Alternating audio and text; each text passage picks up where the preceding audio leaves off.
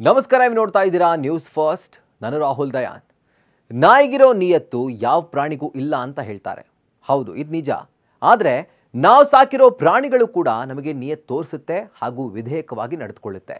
ಯಾಕಂದರೆ ಯಾವುದೇ ಪ್ರಾಣಿಯಾಗಲಿ ನಾವು ಪ್ರೀತಿಯನ್ನು ತೋರಿಸಿದಾಗ ಅವುಗಳಲ್ಲೂ ಕೂಡ ಒಂದು ರೀತಿ ಮಮತೆ ಹುಟ್ಟುತ್ತೆ. ಅದು ನಾಯಿ ಆಗಿರ್ಬೋದು ಅಥವಾ ನಾವು ಸಾಕಿರುವಂಥ ಮೀನೆ ಆಗಿರ್ಬೋದು. ಆದರೆ ಪಕ್ಕದ ಕೇರಳದಲ್ಲಿ ಒಂದು ವಿಚಿತ್ರ ಘಟನೆ ನಡೆದಿದೆ. ಅದೇನೆಂದರೆ, ತಾನೇ ಸಾಕಿದ ಒಂದು ಪ್ರಾಣಿ ತನಗೆ ಕುತ್ತು ತರೋ ಹಾಗೆ ಆಗಿರೋದು. ಕೇರಳದ ಆಳಪ್ಪುಳದ ತಕಾಜಿಯಲ್ಲಿ ಒಂದು ಹೃದಯ ವಿದ್ರಾವಕ ಘಟನೆ ನಡೆದು ಹೋಗಿದೆ. ಸಾಕಿದ ಮೊಲ ತನ್ನ ಒಡತಿಯನ್ನೇ ಕಚ್ಚಿ ಆಕೆ ಸಾವನ್ನಪ್ಪಿರುವಂತಹ ಘಟನೆ ಅದು. ಅಂದರೆ ಆ ಮೊಲ ಕಚ್ಚಿ ಕಚ್ಚಿ ಆಕೆಯನ್ನು ಸಾಯಿಸಲಿಲ್ಲ, ಬದಲಾಗಿ ಕಚ್ಚಿದ ನಂತರ ಉಂಟಾದಂಥ ಇನ್ಫೆಕ್ಷನ್ನಿಂದ ಆಕೆ ಸಾವಿನ ಮನೆ ಸೇರುವಂತಹ ಒಂದು ಪರಿಸ್ಥಿತಿ ಈಗ ಎದುರಾಗಿದೆ. ಅಷ್ಟಕ್ಕಾಗಿದ್ದು ಏನು ಅಂತಂದರೆ, 63 ವರ್ಷದ ಶಾಂತಮ್ಮ ತಮ್ಮ ಸಾಕು ಮೊಲದ ಜೊತೆ ಆಟ ಆಡುವಂಥ ವೇಳೆ ಕೋಪಕ್ಕೋ ಅಥವಾ ಹಿಂಸೆಗೋ ಆ ಮೊಲ ಅವರನ್ನು ಕಚ್ಚಿದೆ. ಆಗ ತಡ ಮಾಡದೆ ಶಾಂತಮ್ಮ ರೇಬೀಸ್ ಲಸಿಕೆಯನ್ನು ಪಡೆದುಕೊಂಡಿದ್ರು. ಆದರೆ ಇಲ್ಲಿಂದಲೇ ಅವರಿಗೆ ಅನಾರೋಗ್ಯ ಕಾಡೋದಕ್ಕೆ ಶುರುವಾಗಿತ್ತು. ಯಾವಾಗ ಈ ಇಂಜೆಕ್ಷನನ್ನು ಪಡ್ಕೊಂಡ್ರೋ ಆಗ ಅವರು ಅಸ್ವಸ್ಥಗೊಂಡಿದ್ರು. ನಂತರ ಅವರನ್ನು ಆಳಪ್ಪುಳದ ವೈದ್ಯಕೀಯ ಕಾಲೇಜಿನ ತೀವ್ರ ನಿಗಾ ಘಟಕದಲ್ಲಿ ದಾಖಲಿಸಿ ಅವರಿಗೆ ಚಿಕಿತ್ಸೆ ಕೊಡಿಸಲಾಗ್ತಾ ಇತ್ತು. ಆದರೂ ಕೂಡ ಯಾವುದೇ ರೀತಿಯ ಪ್ರಯೋಜನ ಆಗಲಿಲ್ಲ.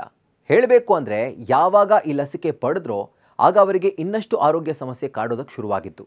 ಅವರಿಗೆ ಪಾರ್ಶ್ವವಾಯು ಕೂಡ ಉಂಟಾಗಿತ್ತು. ಅವರ ದೇಹ ಸಂಪೂರ್ಣವಾಗಿ ನಿಶ್ಚಲವಾಗಿತ್ತು ಹಾಗೂ ಸರಿಯಾಗಿ ಮಾತನಾಡೋಕ್ಕೂ ಕೂಡ ಅವರು ಪರದಾಡ್ತಾ ಇದ್ರು. ಯಾವಾಗ ಈ ರೀತಿ ಅಡ್ಡ ಪರಿಣಾಮ ಕಂಡು ಬಂತೋ ಆಗ ಅವರನ್ನು ಕೊಟ್ಟಾಯಂನ ಆಸ್ಪತ್ರೆಗೂ ಕೂಡ ಅವ್ರನ್ನ ದಾಖಲು ಮಾಡಲಾಯಿತು.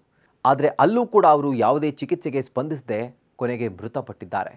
ಹಾಗೆ ನೋಡಿದ್ರೆ, ಸಾಕು ಮೊಲ ಕಚ್ಚಿದ್ರಿಂದ ಆ ಸೋಂಕಿನಿಂದ ಬಚಾವಾಗೋಕ್ಕೆ ತೆಗೆದುಕೊಂಡ ರೇಬೀಸ್ ಇಂಜೆಕ್ಷನ್ ಸೈಡ್ ಎಫೆಕ್ಟ್ನಿಂದಾಗಿ ಅವರು ಸಾವನ್ನಪ್ಪಿದ್ದಾರೆ ಅಂತ ಖುದ್ದು ವೈದ್ಯರೇ ಹೇಳಿದ್ದಾರೆ. ಆದರೆ ಜೀವ ಉಳಿಸ್ಕೊಳ್ಳೋಕೆ ತೆಗೆದುಕೊಳ್ಳುವಂಥ ಲಸಿಕೆಯಿಂದ ಸಾವಾಗಬಹುದಾ ಅಂತ ನೀವು ಕೇಳಿದರೆ ಹೌದು ಅಂತಾರೆ ವೈದ್ಯರು. ರೇಬೀಸ್ ಲಸಿಕೆ ಪಡೆದಂಥ ಬಳಿಕ ಉಂಟಾಗುವಂಥ ಅಪರೂಪದ ಅಡ್ಡ ಪರಿಣಾಮದಿಂದಾಗಿ ಈ ಸ್ಥಿತಿ ಅವರಿಗೆ ಉಂಟಾಗಿರಬಹುದು ಅಂತ ಡಾಕ್ಟರ್ಸ್ ವಿವರಿಸಿದ್ದಾರೆ.